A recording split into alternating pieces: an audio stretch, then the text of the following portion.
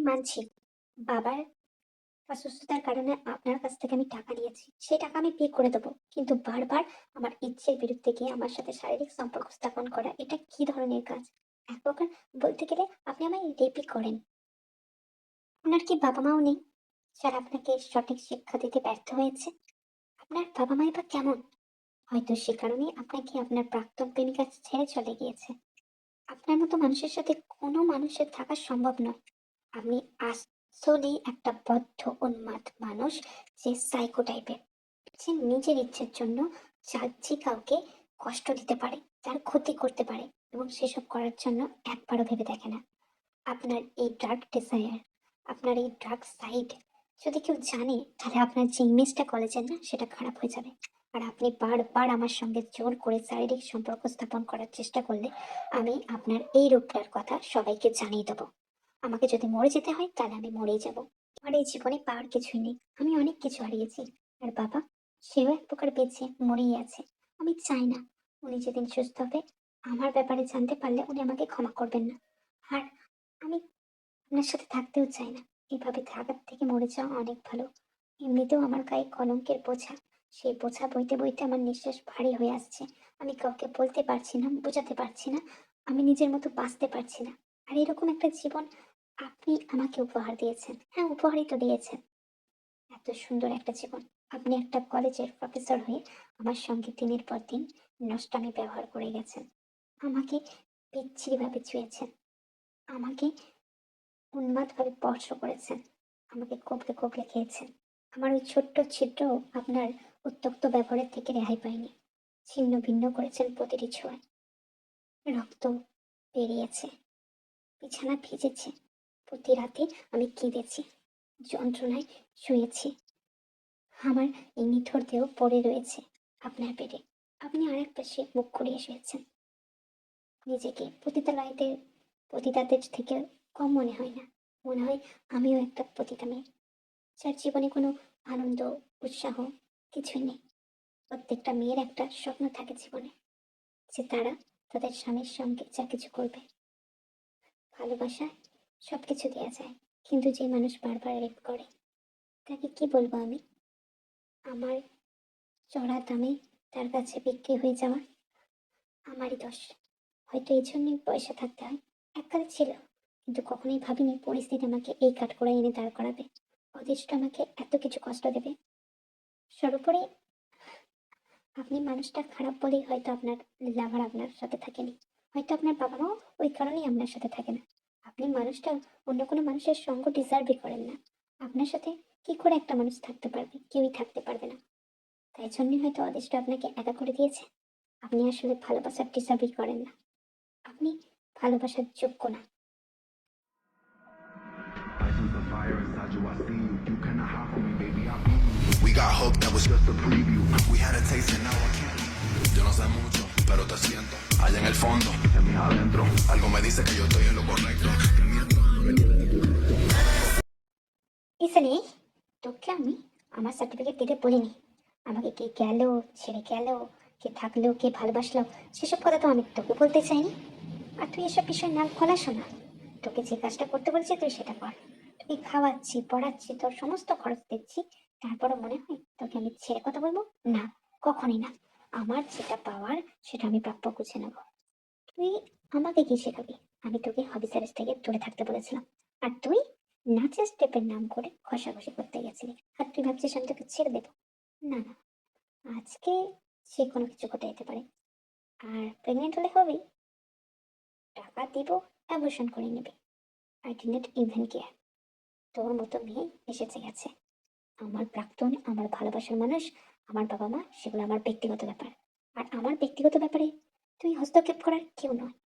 তুই একটা স্লেভ। যদি নিজেকে পতিতা ভাবিস তাহলে তাই, কিন্তু আমার ব্যক্তিগত জীবনে ঢোকার চান্সও নিস না। মাঝে মাঝে একটু কেয়ার করি বলে নিজেকে মহারানী ভাবতে শুরু করেছিস।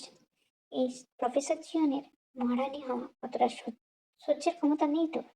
তুই তো এটুকুতেই উপকাত হয়ে যাস, কোনো কিছুই সহ্য করতে পারিস না। তুই আবার আমার মহারানী হতে আসবি? আমি তোকে ভালোবাসবো না, কোনোদিনও না। ভালোবাসার চোখ তো আনিনি, টাকা দিয়ে কিনে এনেছি। সুদে আসলে কড়াই ঘন্টায় বুঝে নেব। আমার সঙ্গে লাগতে আসবি না।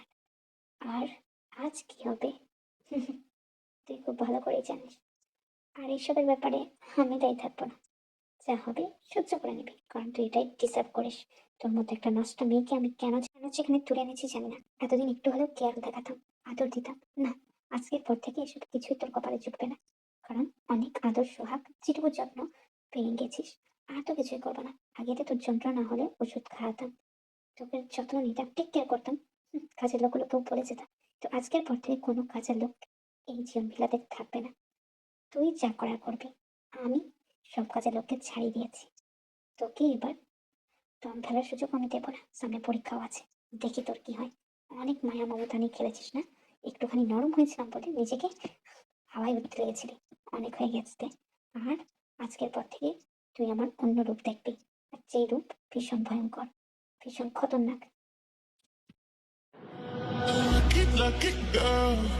She got married to a boy like you. She'd kick you out if she ever knew about all the you tell me that you do. Dirty, dirty boy. You know everyone is talking on the scene. I hear them whispering about the places that you've been and how you don't know how to keep your business clean.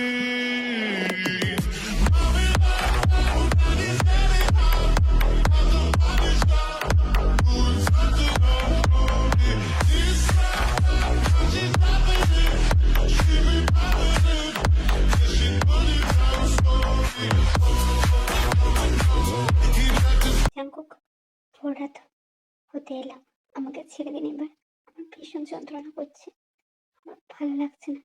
আমার দম বন্ধ হয়ে আসছে, জায়গাটা দিয়ে ভীষণ রক্তপাত হচ্ছে। আপনি কি বুঝতে পারছেন না? আহ, না জাঙ্কুক, না, এত হাঁটালি না। Professor ji, professor ji, I beg you, please, না, না, না, এভাবে করবেন না, আমাকে করবেন না। আমি পারছি না, আমি মরে যাবো। ছেড়ে দিন আমায়, ছেড়ে দিন, ছেড়ে দিন আমায়। ছাড়বো না তুই? শালি, অনেক কিছু বলেছিলি তাই না? দেখ এবার, আজকে সারা রাত থেকে ভোর হয়ে গেল, সকালে গিয়ে তোকে ছাড়বো। তার আগে না, আমার কলেজ আছে, আমি কলেজ যাব, আর তোকে মাজা ভেঙে রেখে দিয়ে যাব। খুব সাহস হয়েছিল তোর না অফিসারের সঙ্গে নাচে? আজকে জন্মের সাহস পেয়ে যাবে তোর। আজকের পর থেকে আর তুই কিচ্ছু করতে পারবি না। নিজেকে দেখছিস আমার নিচে কাতরাতে? কেমন লাগছে? রক্তে বিছানা মাখামাখি হয়ে গিয়েছে। বুঝতে পারছিস আমার ক্ষমতা? কি বলেছিলি বেশ? বাদ দে, ওসব মনে করতেও চাই না। দেখছিস আমাকে ক্ষত বিক্ষত করেছিলি তোর কথা দিয়ে, আর আমি আমার ছোট্ট চাকরকে দিয়ে তোকে ক্ষত বিক্ষত করে দিলাম। তোর অঙ্গটা খুব ব্যথা পাচ্ছে আমি জানি, তোর বেবিটাও ব্যথা পাচ্ছে, কিন্তু কিছু করার নেই। এর জন্য তুই দায়ী। আর আজকে আমি ছাড়বো না। আজকে সারা রাত তোকে কাঁদতে হয়েছে যেমন, তেমনি ভোর রাত অব্দি তোকে কাঁদতে হবে। সকালের আগে তোর নিস্তার নেই। তারপর যা ইচ্ছে তাই করবা। এরপরেও যদি লজ্জা না থাকে, তবে অন্য পুরুষের সাথে গা ঘেঁষাঘেঁষি করবে। আমার পাওয়ার তো আজ দেখিয়ে দিলাম, তুমি আমাকে হ্যান্ডেল করতে পারবে না।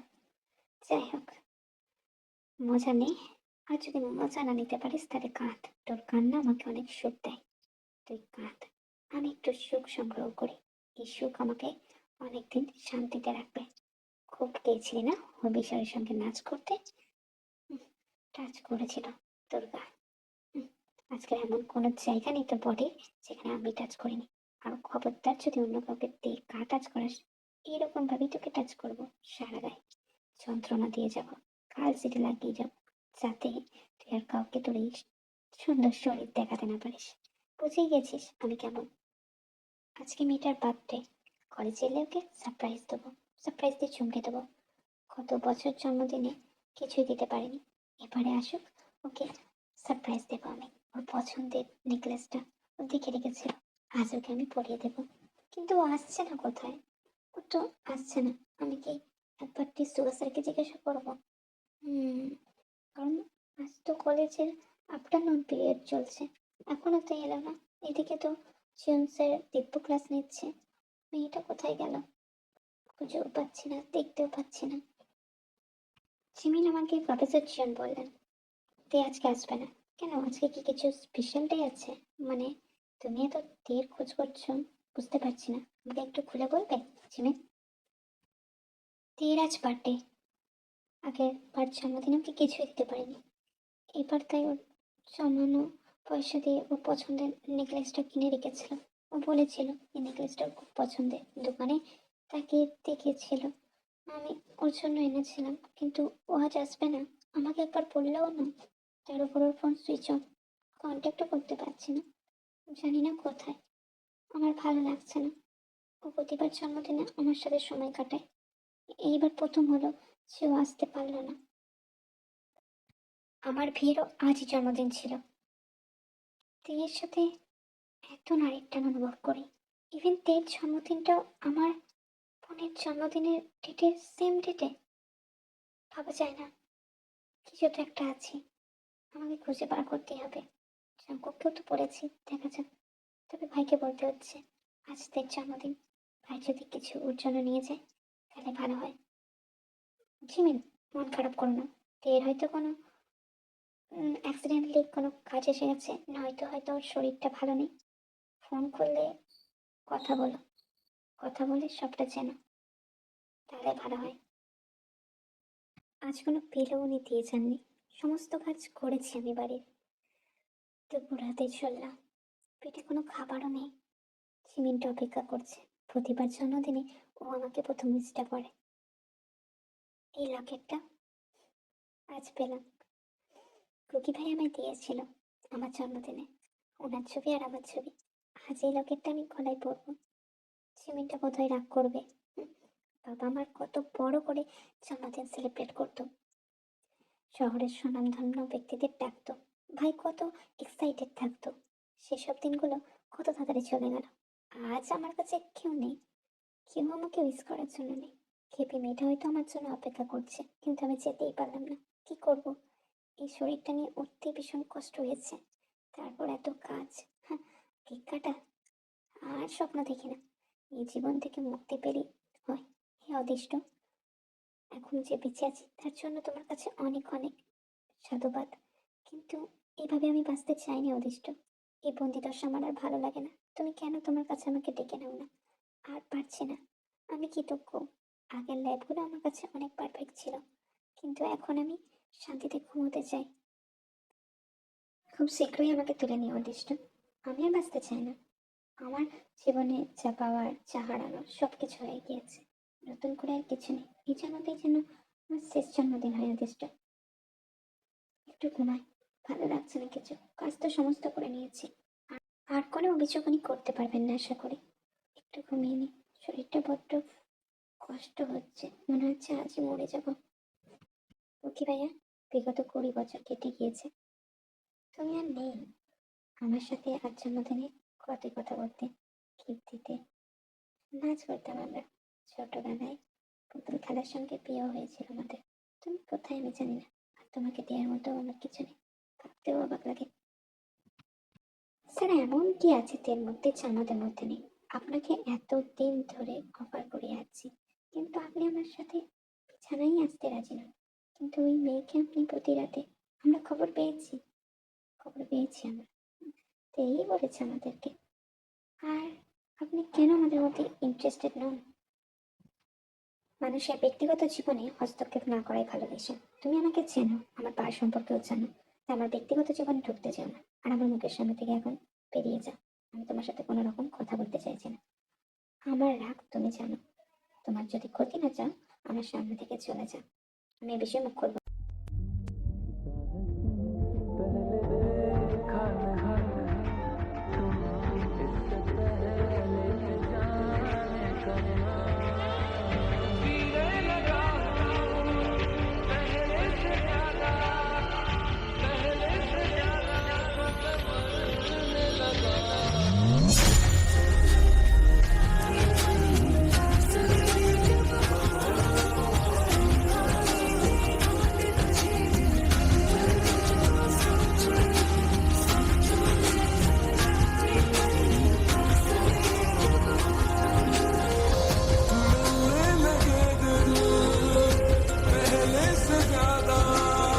এই লকেটটা, এই লকেটটা তো আমি ভিকে দিয়েছিলাম।